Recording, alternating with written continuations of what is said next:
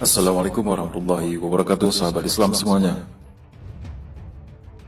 Sebuah hikayat dalam kitab Mandiatul Badiah yang terkenal di negeri Aceh menyebutkan bahwa Syekh Abdul Rauf atau yang dikenal dengan nama Syekh Kuala atau Syekh Kuala pernah memberi prediksi tentang beberapa kejadian menyangkut kerajaan Aceh yang kemudian dikenal sebagai ramalan Syekh Kuala. Sebenarnya kurang tepat jika hal ini dikatakan sebagai ramalan. Jika hal ini datangnya dari ulama, maka boleh dikatakan ini sebagai ilham basyirah kepada kaum muslimin. Ramalan Syekh Kuala yang wafat pada tahun 1699 Hijriah ini memberikan gambaran tentang perjalanan negeri Aceh, Bilad al-Asyi, dulu dan masa yang akan datang. Namun banyak orang yang berpikiran sempit dengan menganggap negeri Aceh hanya sebatas provinsi ciptaan Belanda yang dilanjutkan oleh Soekarno. Padahal menurut penelitian British Academy London, sampai dengan tahun 1850 Masehi, batas wilayah negeri Aceh yang mendapat perlindungan Khilafah Utsmaniyah di Turki terbentang dari Bandar Aceh Darussalam di barat sampai dengan Bandar Neira di Kepulauan Ambon di timur. Sementara dari selatan terbentang dari Bandar Bali sampai Bandar Sulu dan Bandar Amanillah, Manila di utara. Dalam kitab berhuruf Arab kuno, kitab Mandiatul Badiah, beberapa potongan ramalan Syekh Kuala dinukilkan sebagai berikut.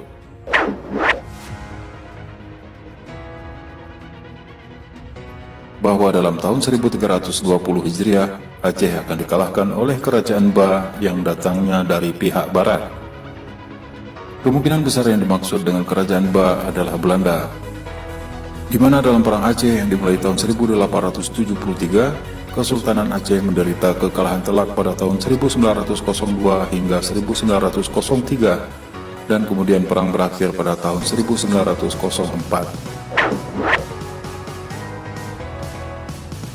Bahwa beberapa lama kemudian, lebih kurang 45 musim, kerajaan Ba dikalahkan oleh kerajaan Jin yang datangnya dari pihak matahari terbit. Ramalan ini memprediksikan bahwa Belanda kemudian dikalahkan Jepang, dan selanjutnya Nippon menguasai Aceh. Bahwa lebih kurang 4 musim kerajaan Jin menguasai negeri Aceh, tiba-tiba ia keluar secepat mata karena ia dikalahkan oleh Praja Ajam, Praja Gajah, Praja Cage, Praja Singa, dan lain sebagainya. Ini kemungkinan berarti kurang dari masa 4 tahun, Jepang menelan kekalahan dari Amerika Serikat dan sekutunya dan keluar dari Aceh dan Nusantara.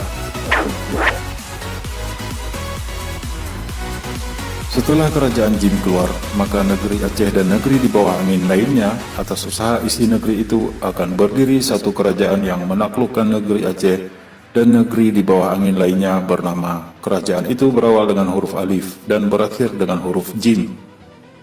Prediksi ini kemungkinan berarti Aceh dan beberapa kerajaan lain akan bergabung dengan Indonesia.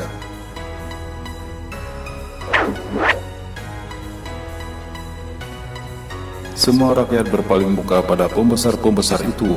Perampasan terjadi di tiap-tiap simpang, tidak bersenjata, dan banyak orang pada masa itu sangat suka pada merah dan kuning, dengan menanti yang tidak mengaku Allah dan bermusuh dengan agama yang ada di atas bumi ini. Prediksi ini menceritakan kondisi Indonesia di mana negeri Aceh bernaung, yang dipimpin oleh merah yaitu Orde Lama dan kuning yaitu Orde Baru.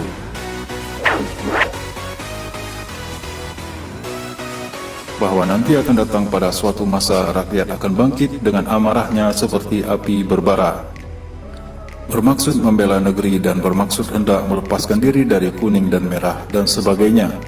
Akan tetapi kelakuannya bermacam-macam ragam, dan pada akhirnya yang mengalahkan kuning dan merah itulah yang menang, yakni golongan yang tidak suka kepada pekerjaan atau perbuatan yang salah serta kokohlah ajaran Islam.